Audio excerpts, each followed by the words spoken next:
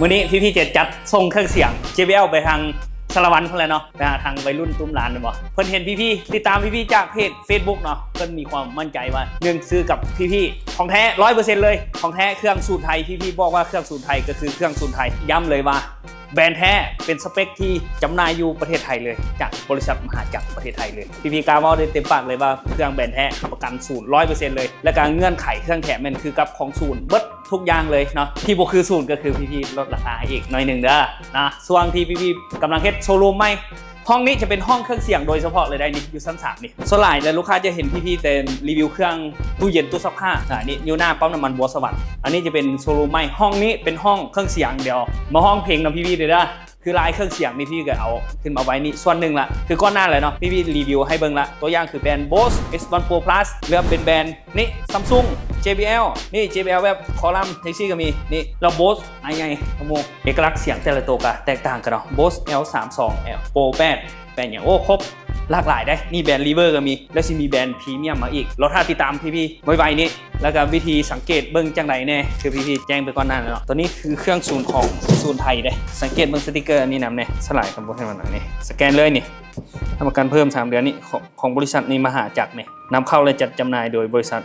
มหาจักร Development เนาะตัวนี้เป็นเครื่องศูนย์ไทยย้ำเลยพันมาตรฐานอุตสาหกรรมมกนี่ร้าน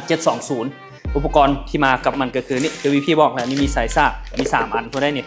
อันนี้เรากำลังซีฟากลูกค้าเนาะเดี๋ยวพี่จะเสียบไฟเข้าปกติบ่เครื่องเสียงดังระบออย่างสิปกติบ่ส่วนหลายกับผ่าน QC มาเลยเนาะนี่อันนี้แกะกล่องไม้ให้ลูกค้าเลยนี่พอลูกค้าเพิ่นอยู่ต่างแผงตัวเครื่องสายซาก1 อัน 2 อัน 3 อันนี่ตัวที่2แล้วตัวที่3สายซาก3 เส้นอันนี้มันแถมมากับเครื่องไดโบเมนพี่ให้อีกเลยเบิ่งด้านหลังกับด้านหน้านี่จังซี่ปุ่มปิดเปิดเปิดขึ้นมาแล้วสเต็ปไฟอยู่ด้านหน้านะเขาสามารถปรับได้เลยไฟตัวนี้เนาะเรื่องเขากระปิดก็ได้เพื่อเซฟแบตเตอรี่เปิดขึ้นมาได้เลยแล้วเปลี่ยนเป็นสเต็ปอย่างนี้หลายสีนี่ให้มันเต้นอย่างนี้ก็ได้นี่ว้าโอ้หลากหลายเนาะมักแต่ปุ่มดีเจเนี่ยเนาะ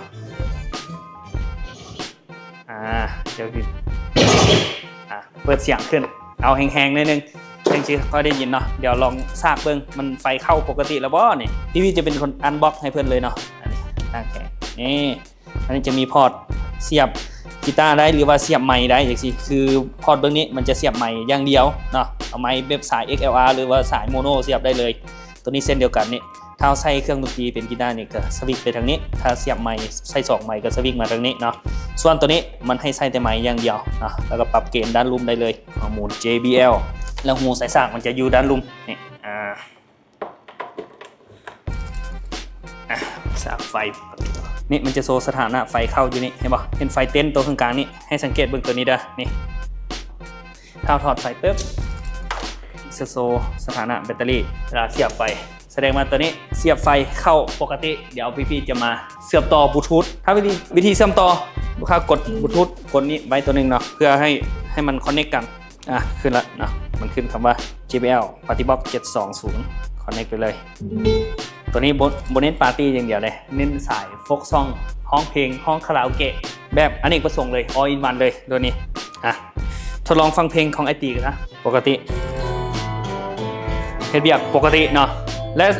เบสมันเอาสามารถบูตขึ้นมาได้เติมคือปุ่มนี้ถ้าฟังทั่วไป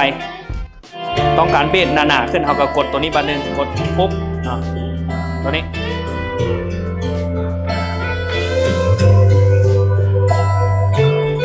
เรื่องของเราฟังเพลงเหรอเสียงดีเลยตัวนี้นะโคตรใสเนาะใสแล้วก็เบสที่กระหึ่ม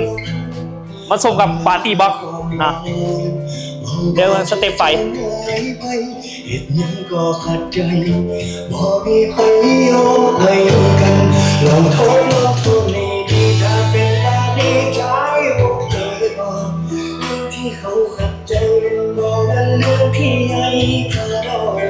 ทำที่มันเขาใจมันแห้งเหลือๆเลยเนาะราคาโบแพงเลยเสาไปร้านกีบธนาดาที่โบคือกันคือพี่ย้ำแล้วยังพี่โบคือราคาสูตรพี่จัดโปรโมชั่นใหม่ให้เนาะเอาเซฟเฉพาะลูกค้าสั่งซื้อกับพี่เดี๋ยวช่วงที่พี่จับโชว์รูมใหม่อยากได้แบรนด์อย่างมาแวะเลย